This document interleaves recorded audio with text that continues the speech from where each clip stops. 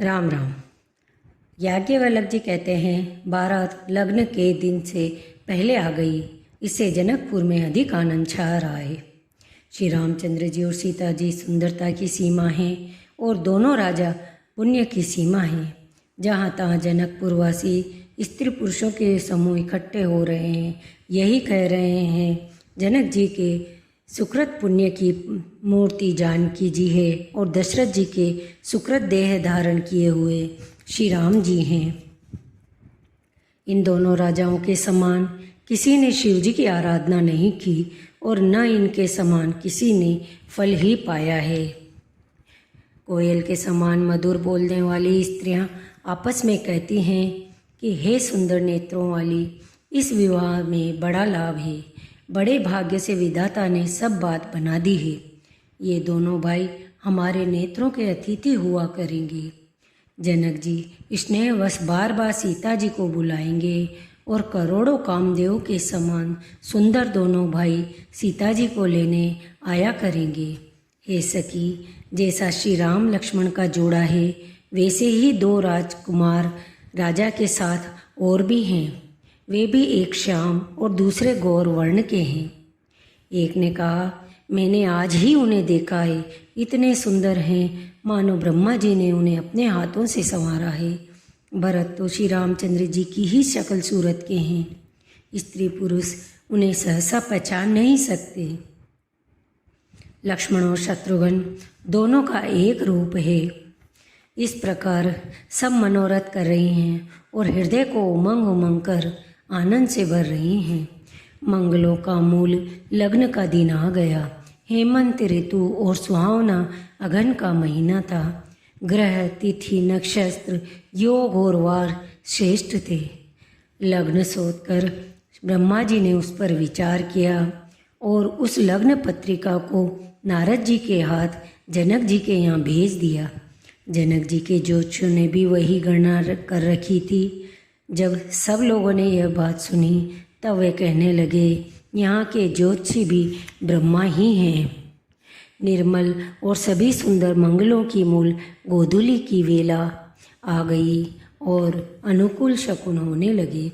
यह जानकर ब्राह्मणों ने जनक जी से कहा। तब राजा जनक ने पुरोहित शतानंद जी से कहा कि अब देर क्या। तब शतानंद जी ने मंत्रियों को बुलाया। वे सब मंगल का सामान सजा कर ले आए। शंख नगाड़े ढोल और बहुत से बाजे बजने लगे। मंगल कलश और शुभ शकुन की वस्तुएं दधी दुर्वा आदि सजाई गई। सुंदर सुहागिनी स्त्रियां गीत गा रही हैं और पवित्र ब्राह्मण वेद की ध्वनि कर रहे हैं। सब लोग इस प्रकार आदरपूर्वक बारात को लेने चले। जहाँ बारातियों का जनवासा था वहाँ गए। उन्होंने जाकर विनती की, समय हो गया, अब आप पधारिए। यह सुनते ही नगाड़ों पर चोट पड़ी। गुरु वशिष्ठ जी ने से पूछकर और कुल की सब रीतियों को करके राजा दशरथ जी ने मुनियों और साधुओं के साथ समाज को साथ लेकर चले। देवगण सुंदर मंगल का अवसर जानकर नगाड़े बजा बजा कर फूल बरसाते हैं। शिव जी ब्रह्मा जी आदि देववृंद यूथ बना बनाकर विमानों पर जा चढ़े। तब शिव जी ने सब देवताओं को समझाया कि तुम लोग आश्चर्य में मत भूलो, हृदय में धीरज धरकर विचार तो करो कि यह भगवान की महामहिमामयी निज शक्ति श्री सीता जी का और अखिल ब्रह्मांडों के परम ईश्वर साक्षात भगवान श्री रामचंद्र का विवाह है। इस प्रकार शिव जी ने देवताओं को समझाया। फिर अपने श्रेष्ठ बेल नंदीश्वर को आगे बढ़ाया। नख से शिखा तक श्री रामचंद्र जी के सुंदर रूप को बार बार देखते हुए पार्वती जी सहित श्री शिव जी का शरीर पुलकित हो गया और उनके नेत्र में जल से भर गए। साथ में मनोहर भाई शोभित हैं जो चंचल घोड़ों को नचाते हुए चले आ जा रहे हैं। जिस घोड़े पर श्री राम जी विराजमान हैं उसकी तेज चाल देखकर गरुड़ भी लजा जाते हैं। भगवान विष्णु ने जब प्रेम सहित श्री राम जी को देखा तब वह रमणीयता की मूर्ति श्री लक्ष्मण जी के पति श्री लक्ष्मी जी सहित मोहित हो गए। श्री रामचंद्र जी की शोभा देखकर ब्रह्मा जी बड़े प्रसन्न हुए, पर अपने 8 ही नेत्र जानकर पछताने लगे। देवताओं के सेनापति स्वामी कार्तिकेय के हृदय में बड़ा उत्साह है, क्योंकि वे ब्रह्मा जी से ड्योढ़े अर्थात 12 नेत्रों से राम दर्शन कर रहे हैं। सुजान इंद्र अपने 1000 नेत्रों से श्री राम जी को देख रहे हैं और गौतम जी के शाप को अपने लिए परम हितकर मान रहे हैं।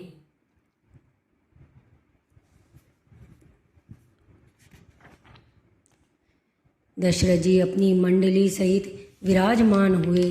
उनके वैभव को देखकर लोकपाल भी लजा गए। आकाश और नगर में शोर मच रहा है, अपनी पराई कोई भी नहीं सुनता। इस प्रकार श्री रामचंद्र जी मंडप में आए और आरती देकर आसन पर बैठाए गए। आसन पर बैठाकर आरती करके दूल्हा को देखकर स्त्रियां सुख पा रही हैं। वे ढेर के ढेर मणि, वस्त्र और गहने निछावर करके मंगल गा रही हैं। ब्रह्मा आदि श्रेष्ठ देवता ब्राह्मण का वेश बनाकर कौतुक देख रहे हैं। वैदिक और लौकिक सब रीतियां करके जनक जी और दशरथ जी बड़े प्रेम से मिले। राजा जनक जी ने सब बारातियों का समधी दशरथ जी के समान ही सब प्रकार से आदर पूर्वक पूजन किया और सब किसी को उचित आसन दिए। समय देखकर वशिष्ठ जी ने शतानंद जी को आदर पूर्वक बुलाया। वे सुनकर आदर के साथ आए। वशिष्ठ जी ने कहा, अब जाकर राजकुमारी को शीघ्र ले आइए। मुनि की आज्ञा से वे प्रसन्न होकर चले। सुंदर मंगल साज सजाकर स्त्रियां और सखियां आदर से सीता जी को लेवा चली। रूप की राशि और सब प्रकार से पवित्र सीता जी को बारातियों ने देखा। सभी ने उन्हें मन ही मन प्रणाम किया। देवता प्रणाम करके फूल बरसा रहे हैं। इस प्रकार सीता जी मंडप में आई। मुनिराज बहुत ही आनंदित होकर शांति पाठ पढ़ रहे हैं। कुलाचार करके गुरुजी प्रसन्न होकर गौरी जी, गणेश जी और ब्राह्मणों की पूजा करा रहे हैं। देवता प्रकट होकर पूजा ग्रहण करते हैं। स्वयं सूर्यदेव प्रेम सहित अपने कुल की सब रीतियां बता रहे हैं और वे सब आदर पूर्वक की जा रही है। इस प्रकार देवताओं की पूजा करा के मुनियों ने सीता जी को सुंदर सिंहासन दिया। हवन के समय अग्निदेव शरीर धारण करके बड़े ही सुख से आहुति ग्रहण करते हैं और सारे वेद ब्राह्मण का वेश धरकर विवाह की विधियां बताए देते हैं। जनक जी की जगत विख्यात पटरानी और सीता जी की माता का बखान तो हो ही कैसे सकता है। समय जानकर श्रेष्ठ मुनियों ने उनको बुलाया। यह सुनते ही सुहागिन स्त्रियां उन्हें आदर पूर्वक ले आईं। सुनैना जी जनक जी की पटरानी जनक जी के बाईं ओर ऐसी सो रही हैं मानो हिमाचल के साथ मैना जी शोभित हों। मुनि मंगलवाणी से वेद पढ़ रहे हैं। सुअवसर जानकर आकाश से फूलों की झड़ी लग गई और दुल्हा को देखकर राजा रानी प्रेम मग्न हो गए। उनके पवित्र चरणों को पखारने लगे, जिनका स्पर्श पाकर गौतम मुनि की स्त्री अहिल्या ने, जो पापमयी थी, परम गति पाई। दोनों कुलों के गुरु वर और कन्या की हथेलियों को मिलाकर शाखोच्चार करने लगे।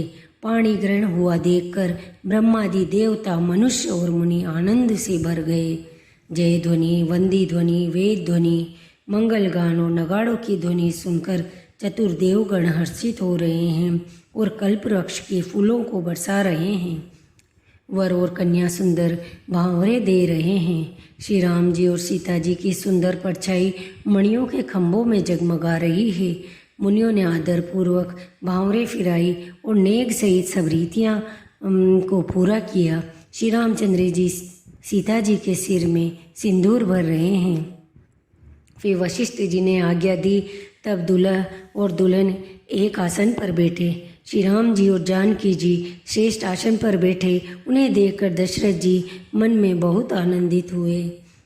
तब वशिष्ठ जी की आज्ञा पाकर जनक जी ने विवाह का सामान सजाकर मांडवी, श्रुति कीर्ति और उर्मिला जी इन तीनों राजकुमारियों को बुला लिया। कुशध्वज की बड़ी कन्या मांडवी जी को, जो गुणशील और सुख और शोभा की रूप ही थी, राजा जनक ने प्रेम पूर्वक सब रीतियाँ करके भरत जी को ब्याह दिया। जानकी जी की छोटी बहन उर्मिला जी को सब सुंदरियों में शिरोमणि जानकर उस कन्या को सब प्रकार से सम्मान करके लक्ष्मण जी को ब्याह दिया, जिनका नाम श्रुति कीर्ति है और जो सुंदर नेत्रों वाली, सुंदर मुख वाली, सब गुणों की खान है और रूप और शील में उजागर है। उनको राजा ने शत्रुघ्न से ब्याह दिया। सब पुत्रों को बहुओं सहित देखकर अवध नरेश दशरथ जी परम आनंदित हैं। श्री रामचंद्र जी के विवाह की जैसी विधि वर्णन की गई है, उसी रीति से सब राजकुमार विवाहे गए। दहेज की अधिकता कुछ कही नहीं जाती। सारा मंडप सोने और मणियों से भर गया है। देवतागण फूल बरसा रहे हैं। राजा जनवासे को चले। नगाड़े की ध्वनि, जय ध्वनि और वेद ध्वनि हो रही है। तब मुनीश्वर की आज्ञा पाकर सुंदरी सखियाँ मंगल गान करती हुई दुल्हनों सहित दूल्हों को लिवाकर कोहबर को चली। बोलिए श्री रामचंद्र भगवान की जय, पवन सुत हनुमान की जय, उमापति महादेव की जय। इसके आगे की कथा अगले अंक में। कृपया मेरा चैनल सब्सक्राइब करें। धन्यवाद।